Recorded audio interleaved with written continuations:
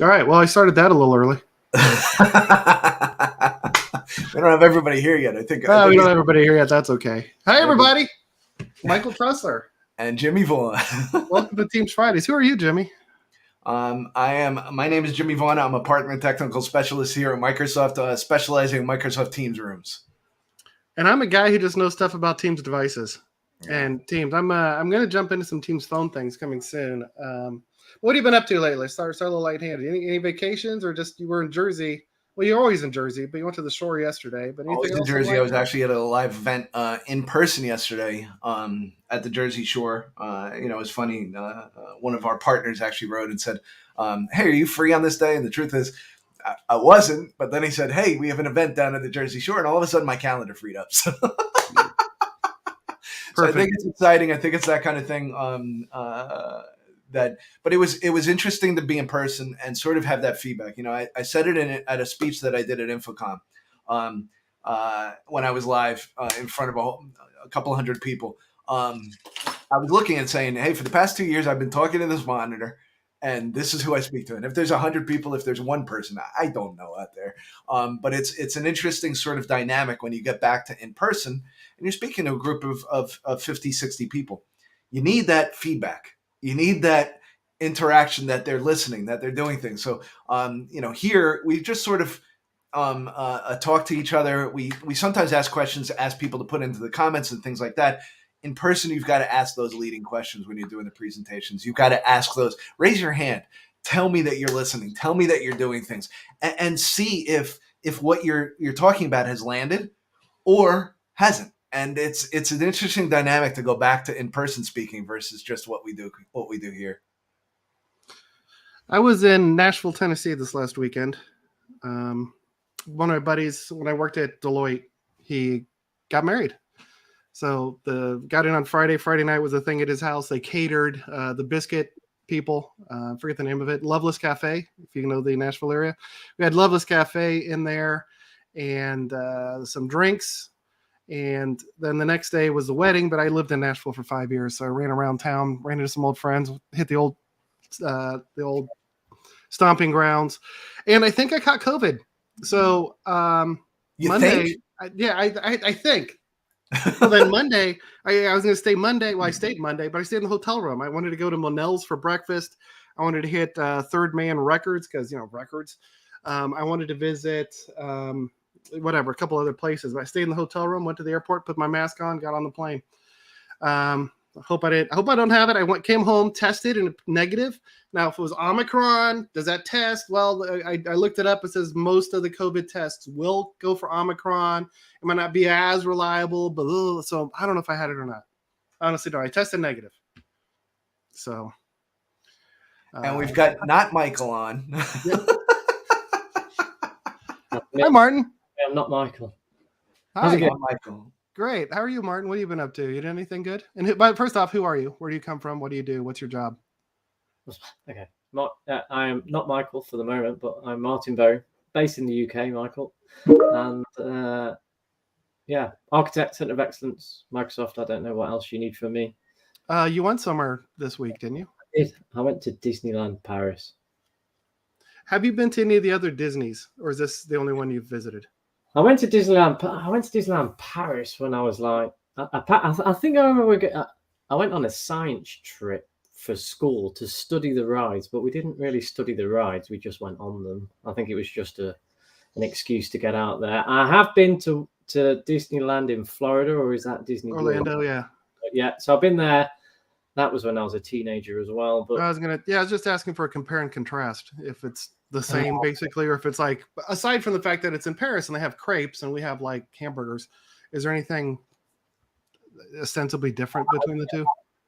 Well, I can probably say it would be on a much smaller scale, because you do like to do things on the big scale in the US, from what I can see everywhere where I've been.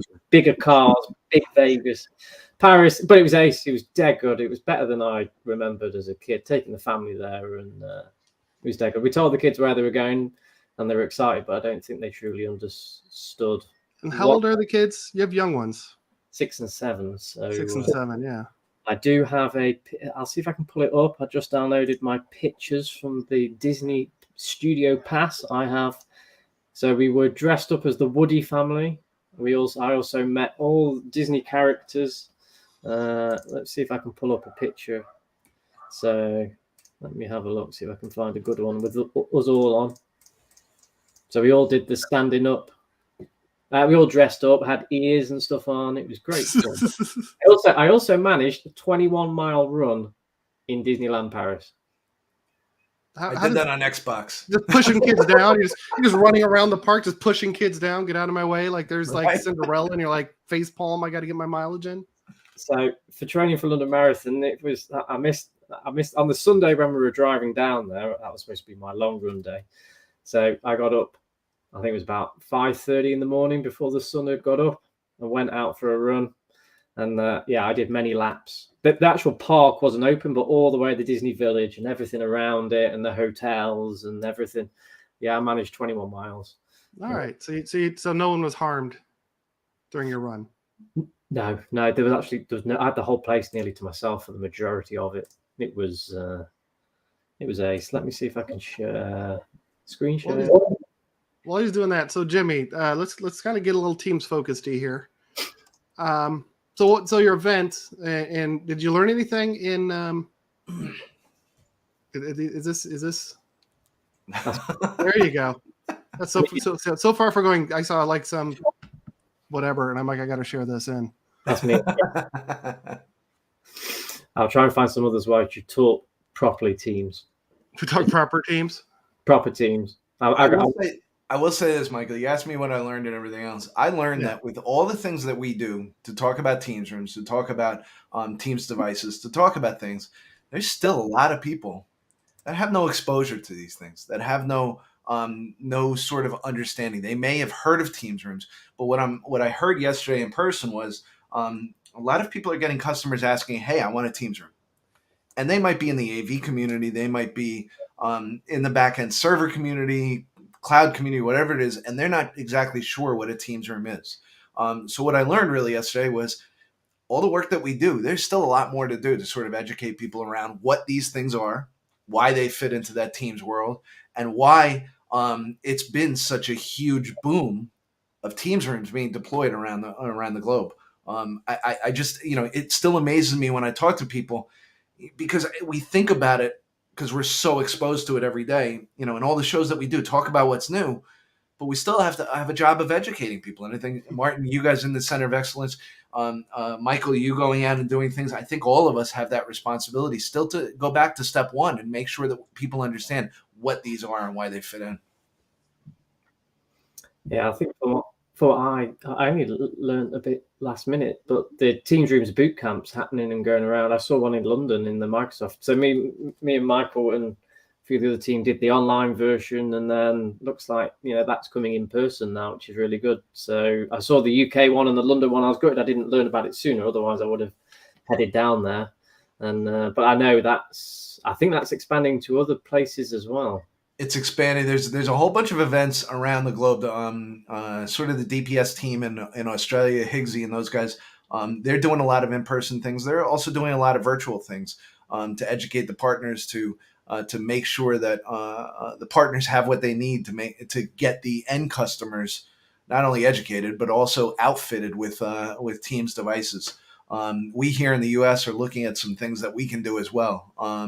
We're not as open for business as I think Europe is, and Europe sort of set that bar and said, "Hey, we're going to do some of these events in person, and then we'll work out from there." But Australia's doing some things, and then I think you'll see the U.S. probably come up towards the later half of this year. No, that's cool. I was going to add something, and then you said stuff, and then I forgot what I was going to say. So education and training. There's it's important. Why didn't you know about the boot camp, Martin? They didn't invite you. Oh, I remember what I was going to say. Forget that question. They didn't invite you. That's why you weren't there. I don't think it was intentional. But Jimmy, you're doing something, some online stuff as well, right? Correct. We have a whole bunch of things. It's geared towards partners and Disty. and even the OEMs as well. We're doing bi-weekly sessions where we have people come on. It is a landing page, AKMS, aka.ms/learning teams rooms. And you can register for the events there. There's a whole bunch of different topics that are on that. There's a whole bunch of things. Make sure that you're registered because it is a limited capacity. We did run out of space in the first registration session that we had. They are not recorded, so you need to be there live. So make sure that the date and time is inside of your calendar, and you join us. We'll be taking questions. We'll be actually presenting a whole bunch of different things. We've got tech talk sessions, which we have on the YouTube channel. We have selling teams rooms every Friday at 9 a.m. We've got this Teams Friday that we do. So there's a whole bunch of learning opportunities that are out there. While they're geared towards partners, they are sort of in the public realm. And if you've got something towards, okay, I want to really learn this, or I want to sort of ask Jimmy some questions, or I want to ask Michael and Martin and others questions, let's go ahead and make sure that everybody signed up and learning on there. So you said you're filling up. You have 750 seats, and that filled up, all 750? That filled up for the first session. 750 was already filled up. All of the next sessions are 750 as well. They are getting close to capacity at this point. So if you think you can make it, I would urge you to register now. But we'll be adding more sessions on there as well. So we get a good amount of people coming into those sessions. We get a good amount of questions in the chat. We get a whole bunch of things, and we also have some feedback portals, and I'll see if I can find the link to that, but some feedback portals for people to tell us, are we addressing the things that you want to see? Are there other things that you want to see? Are there people that you want to say thank you to? Those sort of things are the feedback that we're looking for. Hang on. My phone dinged, and I got to get the phone. The new ringtone? Yeah, not the new ringtone. We'll get to that in a second. How do people get it? How do they find out about this training? Is there a link or anything? Or go to your LinkedIn page? Yeah, aka.ms/learning teams rooms. Learning teams rooms, aka.ms/learning teams rooms. Learning about teams rooms. Ignore what we just said. That's aka.ms/learning about teams rooms. Correct. Learning about teams rooms. Sometimes all these aka.ms links go into my head, and the secret password is learning about teams rooms. What are we learning about? Learning about teams rooms. Should remember that now, surely. There you go. Yeah, hopefully, most people I think probably watching this because it's so short notice as we're doing our first trial run of the live stream. Yeah, most of the people are asleep. So I was going to say people are going to start dreaming about this, just learning about teams rooms. So good stuff. On my YouTube channel side, since we're talking kind of learning and education, I did a video with Tracy Herr on Intune and conditional access and how to set that up for Teams Android devices. So I have one on it's a year old I did with Mario DeRitter, also of the Center of Excellence at Microsoft, about Teams Rooms Android and conditional access and Intune. This one was about all Teams Android devices. So with Tracy, we're talking personal phones, shared phones, panels, display, all that kind of thing. So that is out there, was put out there about 2 weeks ago, and Tracy and I are now working, and Jimmy has seen a preview of it. He's busy looking. I wasn't looking. I apologize. Crap, I'm moving myself. This is why you guys. This is why you should have a different person producing than the people talking. Well, like you do on Selling Teams Rooms. I just hid myself during my monologue. Anyway, Tracy, her, and I are working very hard on troubleshooting conditional access. And can I say that I love what you did with this? Yeah, you've seen the preview. I know others haven't seen this, but I think when they see it, they're really going to love this. It's a real life situation, and you bring Tracy into a live environment where you're speaking to her and you say, I got a problem. And if you could solve this problem in 5 minutes, You win. And Yeah, it's one of those things. She doesn't know what the problem is, but Michael gives her the different places, and you two navigate where you're looking for the problem, showing how you actually troubleshot and what the thought process was for how to go about learning where this issue actually exists. Yeah, so to the point, it becomes a game show. It's a game show, and we have a bet. It's five rounds. We've already recorded the first 3. I'm not going to say where we're at. The winner gets free drinks from the loser. So Tracy lives in Florida, so I'm going to road trip, and I'm either getting a night of free drinks or she's getting a night of free drinks. We're recording round 4 today. Round 5 is going to be absolute utter chaos. I'm going to break so many things, and she'll have like 15 minutes to fix it all. So she's very motivated. She does not want to lose, and I want free drinks, so I don't want to lose. So I told Jimmy earlier some of the things I'm going to break in my environment, and it's like he's like, dude. No, I told Martin. I think I told Martin some of the things I'm going to break, and it's like I'm trying to be cruel. Good luck, Tracy. Good luck.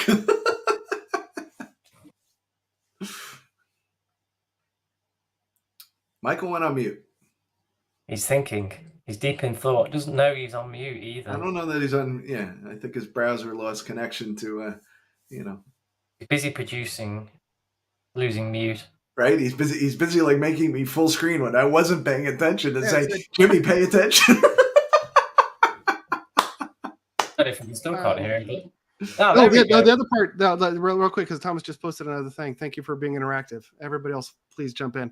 The whole point of the game is not to show you, if you have this problem, here's how you fix it.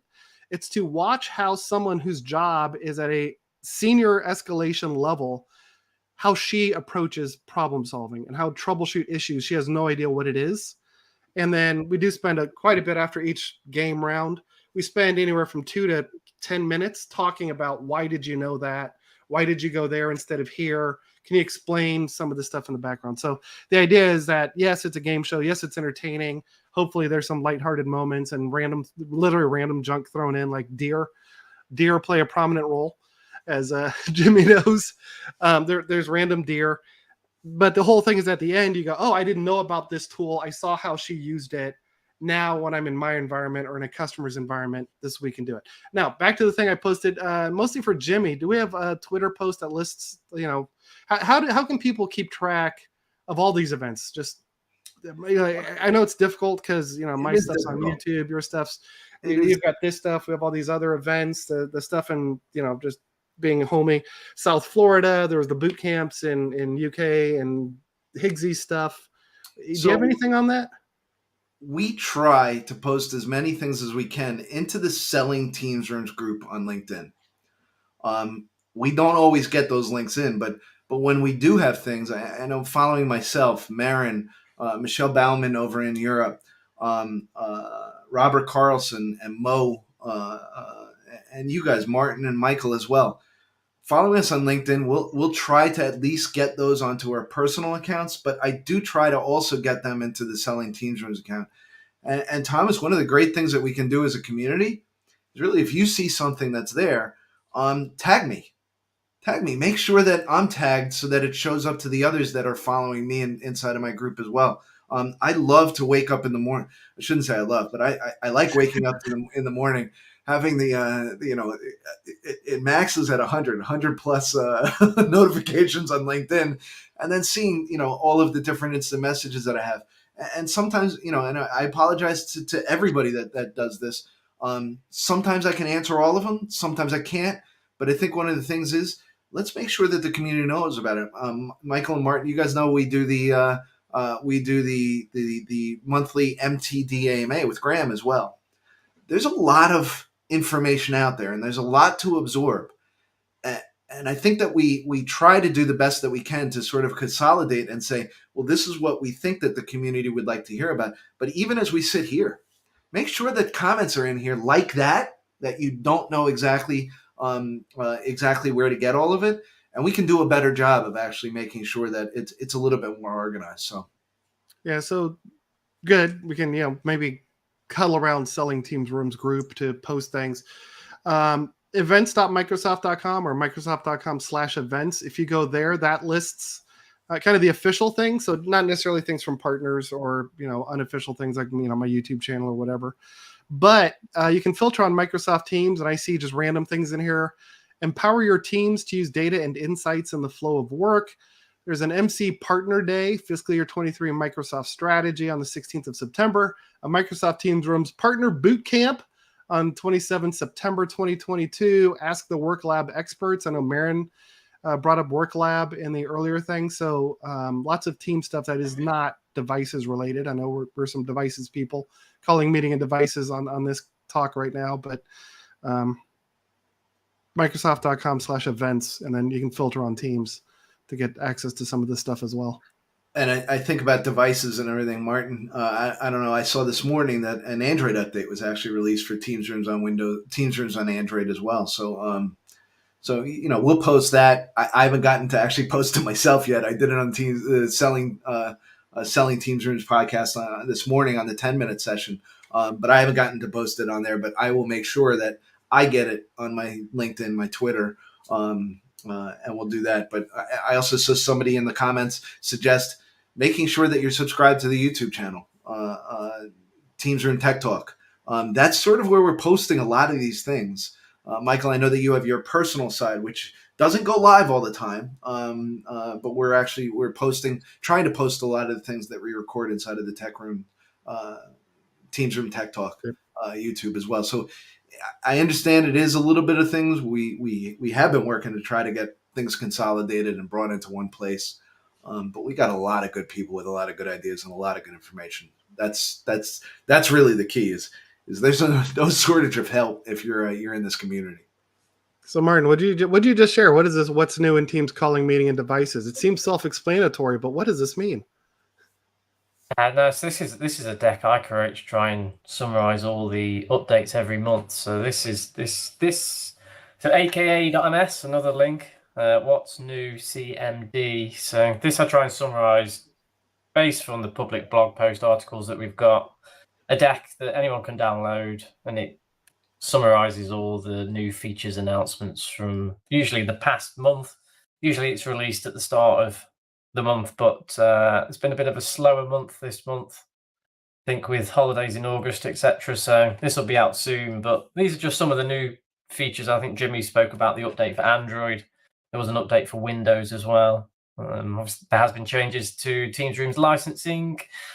And the one I've got to add on, since I was at Disneyland Paris, I saw that there is some captioning or transcriptions for meetings that's been publicly GA now. That needs adding in. And I did see that there's a new funky ringtone or a tone for calling. So you can go and have the remix tone for calling. Has anyone done it yet? This morning, so I was a little confused, right? I saw this maybe on Twitter first, and then maybe on LinkedIn. I don't know. I saw it somewhere yesterday, and it's like, okay, some guy, DJ MP3 or whatever, remixed it, and I don't know the whole backstory. I don't want to whatever, but it's now in the Teams client. So this morning, I just went to settings, calls, and remix was the very bottom choice. You click on it, it starts playing the remix of the Teams dial tone, or the Teams ringtone. So fun, cool. Microsoft be trying to be hip. Hip with a ringtone. Ringtones were hip in '97, Mike. Hey, if you're not customizing your ringtone still today, right? You're just going default. Then you weren't alive in '97. You're not cool. It's the time I've got my phone on silent anyway, because it's always pinging with notifications and things. That's on my phone, but. Yeah, I have got the new remix tone, and I did see somebody posted in the comment there. Thanks, Thomas. He's not a fan of the new tone. Martin, I saw in that thing the ECDN that Microsoft released as well. I really think that's an important thing that a lot of people gloss over as we go back to the office as well. I mean, there is a new thing with one of the acquisitions that Microsoft made. The ECDN really makes it interesting for as we go back to the office. I know not everybody's going to be on a podcast like this when they go back to the office to do things, but Teams Teams meetings are going to be there. And the way that we're delivering into an enterprise organization by actually using peers to help feed and lower the amount of bandwidth that's needed to the external side. I think that's really an important thing to get the quality of your team's calls up to the expectation of what you have at home as well. You said something. I got busy pushing buttons over here again. This producing while talking is more difficult than you think, isn't it? It's hard. That's why I'm so thankful to have you on. Came from I've just shared the slide, Mr. Producer, that you can put on, but yeah, that came from Microsoft's acquisition of the Pier 5. So you can leverage the Microsoft ECDN to optimize particularly the network during live events. But also it says global meetings, all hands, town halls. So this is an add-on subscription. It says 50 cents per user per month with an annual subscription, but this is an add-on functionality that you can take on from Microsoft now with the Microsoft ECDN. And there's some information on the slide about it. That picture really shows exactly what this is. And if you think about it, one to the server for each connection that people have is not always the optimized way to do this. So by having some of your peers serve up some of that data, it really does help the delivery of the transmission and get you a better experience. I mean, is this replacing Collective and Hive? Is this different? Are we? Because for years we've been saying, since Skype for Business days with Skype meetings, use Collective Hive, one of these, caching systems. So is this different than that, or are we just basically going, thanks for your time, we'll take it from here? I think it's just another solution that can be chosen. It's an add-on. Again, I think you can use the other providers as well, but this is just the Microsoft ECDN version, as far as I know, anyway. Yeah, I mean, it just kind of came out of nowhere. I don't know a lot about it, but it seems good. Yeah. So particularly when I was working for customers, it was always a discussion for live events was how many people are connecting in what sites. Are you going to saturate all the bandwidth? 2,000 people connectively connecting 2,000 streams busily eats up network bandwidth. So you'd look to optimize that with an ECDN provider, and where one or a couple of clients can then serve the local network instead of everyone going out and getting their own individual streams. But yeah, this is the Microsoft ECDN version. So Nate Loback asked, ECDNs, third parties have powerful reporting tools. This on the roadmap? I bet you'll be an ECDN Pro. Isn't that the model? We'll give you the basics, but if you really want something, Pro, Premier, Premium, whatever, Plus. Yeah, so it is an add-on that you have to add on at the moment. I saw some feedback on the social channels of why is it not included with Teams, or why is it not included in your E3, E5 subscription? As far as I know from the blog post article, it is an add-on. You can use the other solutions. I think there is an item on the roadmap. I'll just have to go and dig up for it, but I assume there may be more to come. I don't know. I'm assuming there, but it's great to have another solution there, and obviously a Microsoft one at that.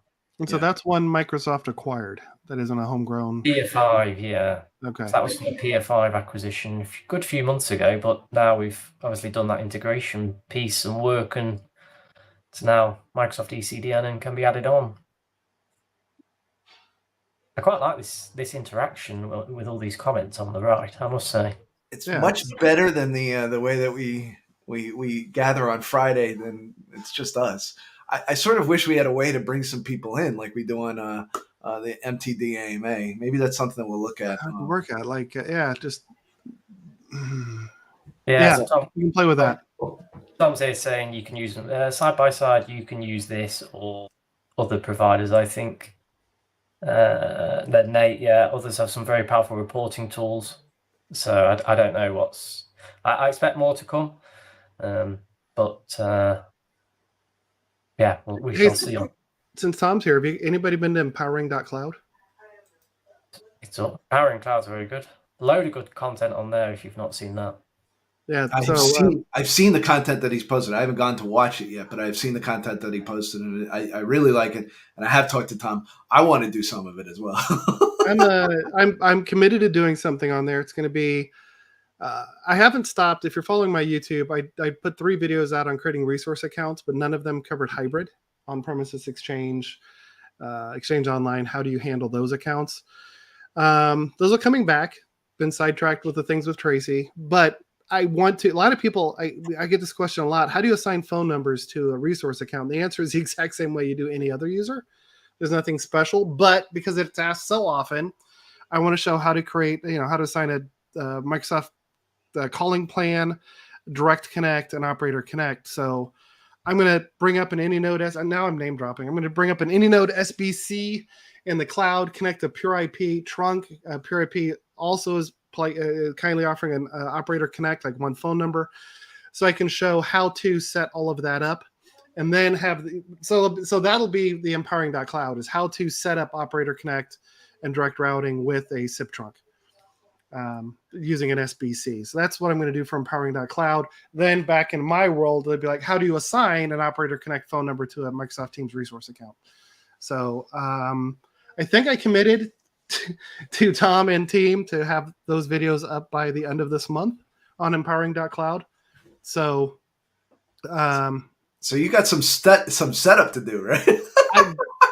I haven't touched AnyNode. I haven't touched an SBC since pretty much I wrote that Skype for Business Enterprise voice book. I haven't touched them much since then. SBC in a while. I mean, it's one of those things like you do it and everything else, but then you come to Microsoft and, the departments that we're into, we don't touch those. So I got to get up to speed. That and the reason, and like I was raised on audio codes. Like that's what I used throughout my career. That's what I wrote my book on. That's what I used to. Yeah, I just don't want to bring in hardware at home. And I think people just aren't aware of cloud SBCs and things like that and how they work. So it's I mean, AnyNode's been nice to me. If you follow me on LinkedIn, they give me a freaking signed Thomas Muller jersey.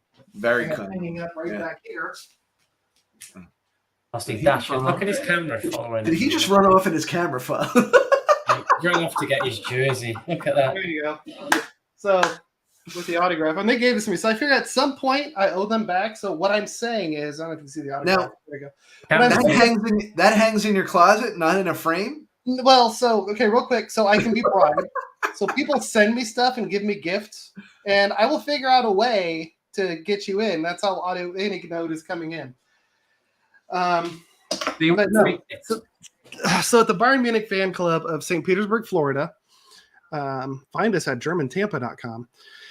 We have the entire bar just decked out with Bayern Munich gear. So we have that and a Joshua Kimmich autographed jersey that we just bought the shadow boxes for. Okay. They arrived this week, and we're going to hang those to join the collection of 4 or 5 autographed jerseys we have. So I don't have to. Like, I could just keep that at home and wear it, but I'm going to go ahead and put it on display for the rest of the club members to enjoy. Good. And Tom, I will make time. I promise. Anyway, before I ran off in the jersey. Yeah, anyway, so yeah, send me stuff. Drop stuff. So yeah, that's empowering.cloud. Everybody go take a look. And Tom, I do like that I can sign with my LinkedIn, so I don't need to have another user account. So it's easy to pop in and go LinkedIn. Yeah, Tom does some great summaries as well each month. So go and check that out. I've noticed. Go ahead. So there's always so much going on. I try and pull stuff together on the Microsoft side, but Tom does a great job. I sometimes cross-reference and go and grab things from there as well. So I've noticed a few new people, or more people perhaps, creating content. There was somebody did a really nice video of Basic and Pro, and I reshared on LinkedIn. And it's someone. It's like, who? I don't know if I know you. I mean, obviously you're in my feed, so you're in the industry, same industry, so cool. But it was really nice. I don't know. Go look at my LinkedIn thing and scroll down and find it. So sorry if I forgot your name. Nate, who's here, has been posting a lot of good content too. He's had a lot of good stuff as well. Great session at Comsby next as well. Yeah, I'm still upset I wasn't able to make that work. So. I committed. I'm still committing, Martin. If Mark, you can get Mark to do it, Comsby Next TV or Comsverse TV. Yes, yeah. I'll host it. at least half of it. By then, you'll have your production skills down to a T. See? Yeah, I'll have this whole streamer thing figured out. Well, apparently you can tie it into Stream Deck buttons and, I have it. Yeah, I can do things right now, such as this. There's nothing sharing. There's nothing sharing. You're going to sharing options. Correct. There's no sharing, but let's see. Yeah. I can. What else is on here? Wow, this is amazing. She's not doing anything for me. Right?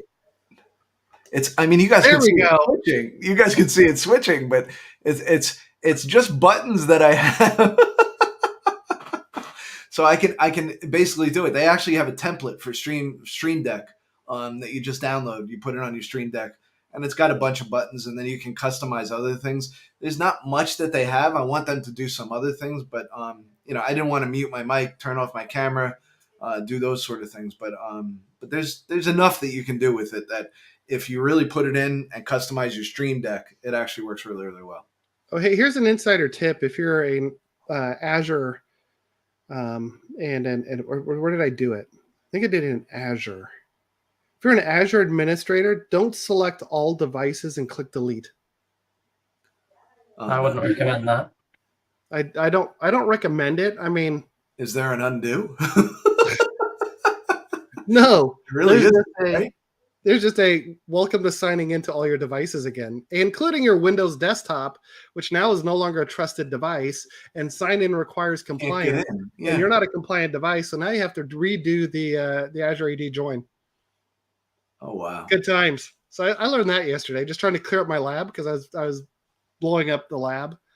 I was blowing up, because I've been blowing up my lab on these Tracy videos. I'm like, I got so much garbage in here. I was going to delete them all. Didn't think through it deleted my whole PC. And then I'm like, and then I started getting these things in Edge. You can't access this resource, portal.azure.com. Oh, did I just blow myself out? What did I do? And it's just because I think it was a message finally came, we've lost secure trust with Azure and blah, blah, blah. So don't just delete all the devices in Azure AD. Be a little, at least not your Windows devices. Oh no, you'll need them. These are the things that are usually edited out, right? When we have the silence that nobody. Martin's great because he never edited any of it. So there's a time like there's one. It took me a week or two to get it published. Mind you, there's that. Yeah, I had some. Oh, look at that AKA link as well. Yeah, Teams Fridays. One of my Azure subscriptions has expired. That's where Teams Fridays website's hosted. Now I've had to switch to pay-as-you-go subscription, and I'm busily fighting trying to move resources over to my other subscription. But so I've been fighting with Azure subscriptions at the same time. But so does Azure support hosting websites, like just willy-nilly websites? Yeah. So Teams Fridays is hosted on Azure. I don't know the correct pronunciation of that at the moment, but the Microsoft Cloud. Yeah, so that's there. So yeah, it's hosted on there. So it is still working. It was down for a little bit, but it's back up. But but Michael's been busily looking at a new way that we can do a few more things with Teams Fridays, which is good. Yep. So do we want to talk about the new license? Because I think people are lining up and they have a few questions. How long have you waited to push that button? I just saw it there. I'm like, I loaded this a couple of weeks ago, knowing the announcement was coming. I thought we were going to do this last week. I'm like, yeah, angry villagers with pitchforks and torches. See, but here's the thing. I understand why people are aggravated from a corporation standpoint if they look at this is the money that I was spending and now I've got to spend this money. But what I think that really you look at and you got to take it and not always just look at it and say this is bad for me. How does this really help get more people using Teams and things like that? And I think that free license, although I don't think that a lot of the enterprises that Martin, you, myself, and Michael deal with, I don't think they're going to use the free licenses. I think small businesses like my girlfriend's company that has one conference room for their corporation, I think they're going to look at that free license and go, I can outfit a Teams room and I don't have a monthly fee for it. And I think it sort of helps that where it's going to go. I think we can knock on the door of the, hey, the paid subscription went up. There's all these, all these things that are out there that are people are, like you said, Michael, coming in and saying, hey, what's this, what's that, and how does this work? But I think we can look at the free license and say, I think that there's an opportunity for a lot of small businesses to sort of adopt Teams rooms. And our partners have that opportunity to install those Teams rooms. And Michael, you're on mute before you start talking again. So as you click buttons, you do this to yourselves. When I click a button, it auto mutes me, which is a cool feature. Yeah. I may have muted myself because I just opened a delicious drink and I wanted to not have the Understood thing go. I don't know how good StreamYard is on background noise reduction. Martin has this. Specifically to your point, one of my buddy's former roommate in Indianapolis, he owns a very small consulting company, and he's reached out to me going, hey, I got, the customer bought a Logi roommate. They got some things. Can you help us set these up? So very much small businesses that are 10, 20, 30, 50 people committed to Microsoft Teams. And it's like, hey, we want to play with the big boys, but we don't make the money the big boys do. Yeah. So I think the basic lets you at least get into the shallow end of the pool. Correct. For essentially just the cost of the hardware. Yeah. So you don't have to then drop $40 recurringly, which isn't a killer until you get to about 10 or 15 rooms or 25. Then it's like, that is a major monthly investment. Yeah. Yeah. And there is a significant investment that goes with that. But I do think looking at it from a partner standpoint, I think, and like I said, I took it from the end customer standpoint, but I think from a partner standpoint, you've got to understand that basic license probably does open some opportunities for you in the smaller business space. And it's always been, I think we did a pretty good job telling the story at Microsoft, but the Teams Rooms Premium is always like, why isn't that just in TAC? Why don't we have better reporting? Like, is there a battle? Like, you can't have that report in TAC because we have it in Premium. And now that whole thing kind of goes away. You either get reports, Teams Rooms Pro, or you really don't, basic. So now you get all of those premium features, and there's no battle. Yeah. Yeah, and Harold Steindl, I feel like I should speak German. Guten Tag, Herr. Dankeschön für deine Wörter hier. I think what I Ich bin ein Angeber. I think what he's saying is that ultimately, if conference rooms are used, the $40, how much per hour is every employee in that room making in that meeting in 1 hour? So let's say the average employee, $30 an hour. You have 5 people in the room. Oh God, math on top of my head, $150 an hour. You just paid $40 on top of that for that room. What really is that expense? I get it, and I do think compared to our peers in the industry, I think it's a relatively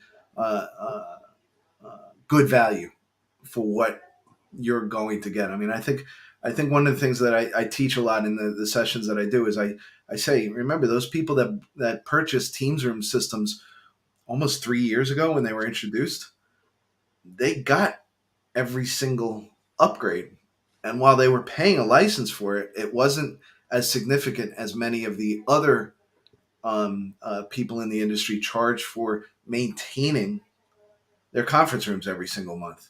So you can look at it a couple of different ways. Do I want to compare it against my peers? Do I want to look at it and say, hey, this is my cost per employee that's inside of the room? There's going to be a monetization to all of this because it's a huge cost to do all of these features, to make sure that everything's up and running, to make sure that the back end works the same way that every single time when you walk into those rooms. So there's a significant behind the scenes cost to it that I think that people need to understand. Microsoft is absorbing this, and now it's monetizing it out to the world. I think Lawrence, fair opinion. He thinks standards should have been kept. And I think we've heard that a lot. Yeah, and I think really what we've learned is the $10 price difference from 50 to 40 is that human element that is no longer being offered in the Teams Rooms Pro. The human element, you can just call someone for support. You can call for advice. Hey, how do you recommend this? We have different things here or there. There was a human you could call as part of premium. That's been removed. So maybe to Lawrence's take is maybe that $10 an hour would have been a nice upgrade if you wanted that. I think the Microsoft point of view is probably use a partner for that instead of coming to Microsoft.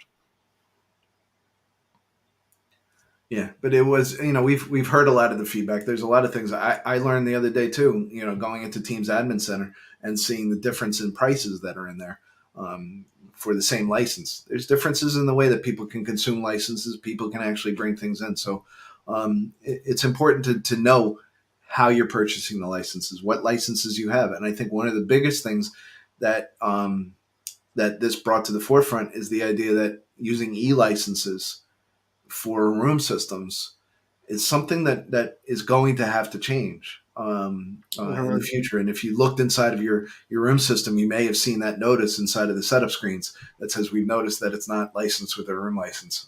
Please make sure that you do this soon. Kind of looking behind the curtain, when I did the major updates to all the Teams Rooms docs articles last winter, that is when I won't say I was told. It was kind of a, hey, when you update this, don't try to emphasize this or that. Yeah. It wasn't like, hey, we have to add this, but the rumblings were already happening a year ago, essentially. So when I updated this, there are a few clear places where we pointed out this is at that point the verbiage was continue to use your E3 and E5s, and when those licenses expire, convert them to Teams Rooms. So essentially, from the doc standpoint, you've had pushing a year notice that this was coming, if you read the tea leaves correctly, and a year and a half until you really have to make a change. So yeah. So now there's going to be I think it's a date like a year from now where it's like June 30th, 30 days after April, June 30th, 2023, right? So, where you'll have to use room licenses. You'll have to use a room license. Use user licenses for a Teams Room device. Correct, and it won't have to be basic or pro. It can still be standard or premium until that term of your license expires. So I'd see in like 4 years it'll be or not 3, probably 2 years from now, 3 years from now, it'll have to be basic or pro. But I think on June 30th, and I'm guessing you can still get away with standard and premium past that June 30th. But any E3, E5, whatever other license is going to be blocked on sign-in.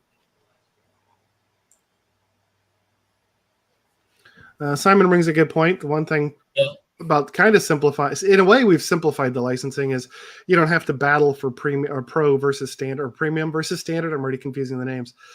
You don't have to battle internal between premium or standard. You get it. It's just a one deal. So which was feedback from partners. Licensing was a difficult conversation to have with some customers about, well, when I get premium, where's my support coming from? Why am I paying you a support contract if I've got this inside of premium and things like that? So to Simon's point, it does ease up that conversation a lot. And it makes the partner value more obvious.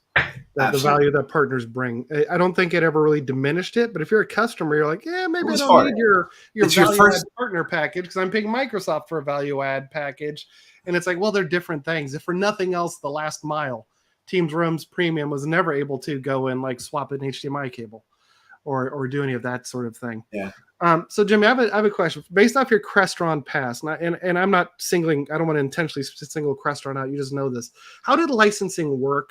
Was there an equivalent to this in the Crestron, or did you just buy the room system and a hardware maintenance pack and off you go? So when I was at Crestron, there was actually no charge for support, and it was one of the value adds that Crestron had. Crestron was always a premium brand, and had a premium price to it. But one of the things that you always had was the ability to actually call support and say, I've got this device, here's the problem. And I can tell you, I traveled the world as a part of Crestron, going and fixing many, many things. It was a cost that they absorbed themselves for making sure that their customers were taken care of. I can even tell you a story. One time when Mr. George Feldstein was alive, and he was the owner and the founder of the original company. He came back one time after a weekend with his plane flying, and he said, "Jimmy, we have a customer out here," and he gave me the location and everything else. And he said, I met him at a bar, and he has nothing but problems with his restaurant system. I need you to go take a look, and I need you to figure it out. I went, I took a look. I had I analyzed and basically came down to what was the problem, how we could fix it, and gave him the proposal. To George Feldstein's credit, George said, take care of him, give him the equipment. Don't worry about if you need help. You have everybody at Crestron to help you, but go take care of it. Don't go through a partner. I want to make sure that he's taken care of. And this was from a random meeting at a bar. So that was the model that they had years ago when I was there. Now, when you buy a Flex solution, you can actually purchase Flex Care, which gets you that level of support. And I'm not saying people are coming out. I'm not giving that impression and everything else. What I'm saying is you get the ability to call the people at Crestron and ask them and have them look at your solutions and say, oh, well, now I see the problem, and give you a resolution for that. But they did give top tier support for free for a number of years that I was with the company. But now it's sort of gone as things become less expensive in market. That margin that many of our OEMs used to see starts to shrink. As things become more competitive, things can become more commoditized because there's more of them out there. Those are the kind of things that a lot of partners will look at and say, all right, where can we sort of look at some of the margin that we're losing on the product and add in services like the Flex Care and the XIO Cloud. So Matthew, yeah, thank you. Pushes out the warranty to 5 years. So there's a lot of things that our OEMs are actually doing to look at how they can add the value, like Crestron. And I stress, right. I don't want to make. And again, I only ask because you worked there for years. I don't want to make it like they're the only partner that does this, because Logitech has their Logicare. Lenovo has obviously for all of their PCs out there and everything else. And Tom, yeah. 1-800 Jimmy. Jimmy's on-site support was legendary. I mean, there was a time, I will tell you, that I went out to fix. I can't speak too much about it publicly, but I went out to fix some things at an Olympic. Lawsuit's still pending. Well, at an Olympic event. I can't say it because it was actually part of security, part of all these things that happened at an Olympic event. I went out and I actually fixed a whole bunch of things to the point that the Olympic committee said back to Crestron leadership, he needs to stay. So I had to stay at the Olympics for the entire time the Winter Olympics were going on. I had to stay. I was on call 24 hours a day with a 2-hour notice and everything else. I mean, I was rewarded for what I did and everything else. But at the same time, it was like, yeah, Tom, a lot of people would pay for Jimmy on-site support, not only for all of the Microsoft stuff that I do, but also the Crestron background that I have as well. Speaking of extending support, I've been saying it for a while, but that's okay. Not everybody listens to me, which is cool. All of our Android vendors, for most of their products, are going to continue extending the life of the Android products beyond the air quote drop dead date. There's a lot to this topic. I bring this up because Poly just announced they're going to Android 10, which extends them to 2024, I believe. And the extend essentially means Android security patches. Does not necessarily mean the team's app will quit working on that date. Like Tom Arbuthnot was one of the first guys to really. So Microsoft just dropped a Docs article like a year ago, which is, hey, here are the phones. We lost Michael. Yeah, I thought that as well. Yeah. My video is scrolling. I don't know what's going on. No. What? He just went muted. So. Am I back now? You're back. Yeah. Anyway, so Tom wrote an article that kind of explained it well. What it essentially means is how do you say this? But a lot of the Android devices, actually pretty much all of them, don't run the most recent version of any Android firmware, right? They're running version 7, 8, 9, 10. They're not running 12 or 13. There's a lot of reasons for that. One is that by the time the design and implementation comes, they have to pick a system on a chip from Qualcomm or someone else. And if you have a 5-year lead time, or it takes a year or 2 or 3 to build it, design it, get the price of the system on a chip that you want, it's very possible you pick system on a chip A or whatever. Qualcomm hasn't certified that yet for Android 12. There are no drivers out because it's now a 4 or 5-year-old system on a chip, but it's still perfectly functional for the job of a phone or even a Teams panel, right? A Teams panel is basically the lowest CPU device in the Android Teams Android world. You don't need a state-of-the-art CPU. You can go for one that's a couple years old. The thing is that at some point, Qualcomm is not going to put out drivers for Android 12 or 13 or 14. So that is why a lot of these devices run older versions, because they can only get to Android 9 or Android 10 because Qualcomm hasn't or won't put out new drivers for a newer version of Android. So ultimately what it boils down to is that these Android devices are supported. They're going to have Teams for an indefinite amount of time. I don't think we've gone through and said yet when the Teams app, if Teams app can support, originally it was released on Android 5 on the first phones. So I think the Teams app's going to run for quite a while, even after some of those phones and whatever hit that Android end of support date. So at some point, Android open source is not going to have security patches. And at that point, you'll have to make the decision if the Android security patches are important to you.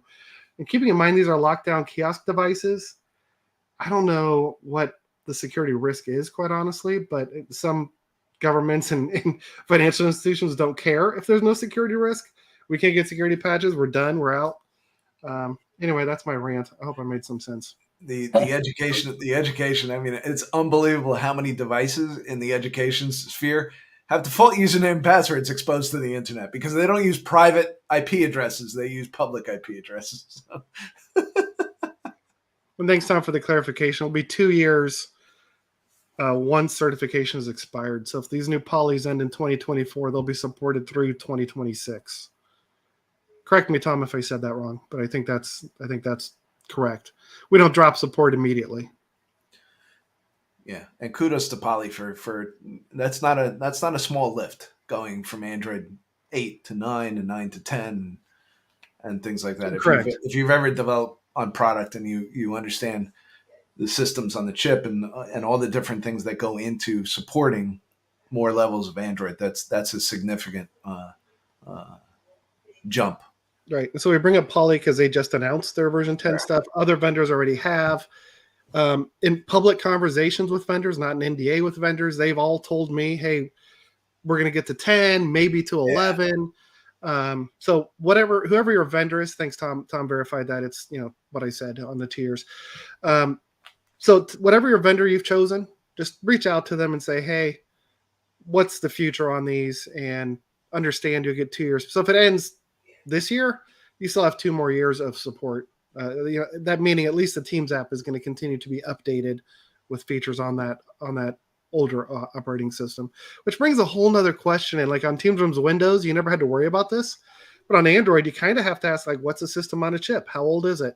Are other products running later versions than what your product is running? Meaning there might be a path for your product to get to these later versions, et cetera, et cetera. So it's a little more complicated. All that said, if I were running my own little world, I'd put a lot of Teams Rooms Android in and Teams Rooms Windows selectively. That's me. There's a million reasons to go the other way. So I'm just a big fan of it as I'm surrounded, there's a neat bar and maybe an audio codes. And I really like the Android solutions for the, I really like the Android solutions for the bulk of rooms inside of a larger organization. I mean, because the bulk of rooms is really going to be that smaller room scenario in my mind. Yeah, I just think now. I mean, there's some trade-offs currently. It's unfortunate that you can't centrally set all of the values on Teams Rooms Android like you can on Teams Rooms Windows using XML, or even most of it exposed with Teams Admin Center. The config profiles aren't keeping up like I wish they would. So yeah, there are some. Again, it's not the correct. My opinion is not the correct answer for every environment. But I also think you hit on the head. Having a mix of operating systems inside of your environment is not a bad thing either. Yeah, but it could be. Some people have their Windows operations so tied down because they've been doing it since 1995. Yeah. That adding Teams Rooms Windows, okay, we know how to handle exceptions and special snowflake operating systems and whatever all day long. And Android is like, well, God, we don't have expertise in this. So do we ramp up on that, or do we just go with what we know? So go with what you know. Go all Teams Rooms Windows. Yeah. I think Lenovo's all-in-one bar can be a game changer. That puts it into spaces with simplicity of cabling and an all-in-one unit, just mount it on the wall, walk away. I really like that. I really like that idea. I wish I had it. Oh wait, I did. Well, I told the guys at Lenovo, I wish I had the authority to actually put that out years and years. And then you're going to tell me you would have put a clock on the device too. You're going to say like that you had that idea? We were actually going to put a clock on a device, and it was going to be a 4-digit clock, but we were going to use that for Bluetooth codes as well. So it was actually going to serve a multitude of purposes. So, as a product guy, yeah, there's probably a whole bunch of stuff that I could talk about that were out there. But we were going to do certain things, and we did look at clocks. And clocks were expensive, Michael. I told you. I think you're charging like, let's say $2,000. What's $1.50 part, or is it more than $1.50? It wasn't even $1.50. I mean, the price, you have to look at the way that it's marked up. You have to look at a whole bunch of different things. So. All right, we're at an hour. Anybody else have anything to add? Any questions from people watching? Feel free to throw any question in. Yeah. If not, we'll start wrapping up. Martin, what do you have going on this weekend? Anything, or any other fun visits like Disneyland Paris, or is it just running until you can hit this marathon? Running mostly this weekend. Saturday session, Sunday long run. Yeah, trying to catch up on days off and everything else. But work doesn't stop when you're gone. No, sadly not. That still continues, and playing catch up. But yeah, doing that bit of running. It's about 2 weeks ish to London, I think. The London Marathon. And 2nd of October. So 2 weekends away. So. And correct me if I'm wrong. You're raising money on your run. Is that true? Yeah, so I'm running for Asthma UK because I have asthma. So I'm running for Asthma UK. So if you would like to sponsor or donate, keep me going on that marathon. I'll add the link in. I think it's tinyurl.com/running for the number 4 asthma. But I'll post it in there. This or one just reach out to you. I put your Twitter handle up at Martin Bohm, or just reach out to you, or it'll be on your Twitter feed as well. It's on Twitter, LinkedIn. Any donation would be very nice for Asthma UK. So thank you for asking, Michael. What are you doing? I need to put I wish a company had a calendaring software I could put all my things in and my phone let me know what's coming on. There's so much going on. I don't think I'm going to make it, but I love the band Front 242. They're doing a free show in Miami. Free. And I have friends who live there that I haven't visited in a while, but my Saturday is pretty well booked. So I don't think I can get my Saturday things done and then drive 3.5 hours and get to Miami at any kind of a decent time. So I'm going to miss out on that. KMFDM is also coming to the area. Frontline Assembly is coming to the area. My beloved Houston Astros are coming to the area. So I'm going to go to some of all of that over the next 2 or 3 weeks. Not to mention, work things and videos. And once Tracy and I get our thing done, it's kind of on my bucket list to drive to Key West, Florida. So I want to drive to Key West. It's about a 7 or 8 hour drive, I think, from the Tampa Bay area. So I want to do that in the next 2 or 3 weeks. So a lot of entertainment and just bucket list things coming up. Good. Jimmy, you got anything? I mean, you partied on the Jersey Shore yesterday. I think is that enough, or did that just get the juices flowing and you're ready to go kill it this weekend? That's enough for me. I'm taking it easy this weekend, so not much really going on. I actually have a lot of events from Microsoft coming up in October, November, December. So this weekend, believe it or not, I'm going to be working a little bit. I have to do some challenging things and figure some stuff out for those events. Plus, it doesn't mean anything to Martin, but it's the NFL season, and my Sundays are booked. It is all day. Sunday is booked, and then again, being Bayern Munich fan, that's a Saturday thing. That's a Saturdays are booked. Plus, then you get college football. It's like it's just the weekends are booked. Hockey starting soon. So. college basketball season. So yeah. All right. No, I think nobody threw a comment in there, so I think I'm going to wrap up. And thank you, everybody. Give us some feedback on how we did. This is just listen to our other podcasts. We're a little more organized. This one, Martin was gone. It's like this morning we basically said, are we doing it? We're doing it. Okay, let's go. And but you pinged me saying join, and I was like, right, okay, what's this? Yeah. All right. Thanks, everybody, and we'll see you at the next one. And I just hit a space bar. I don't know what that did. We'll see you in like 2 weeks. Bye everybody. Bye.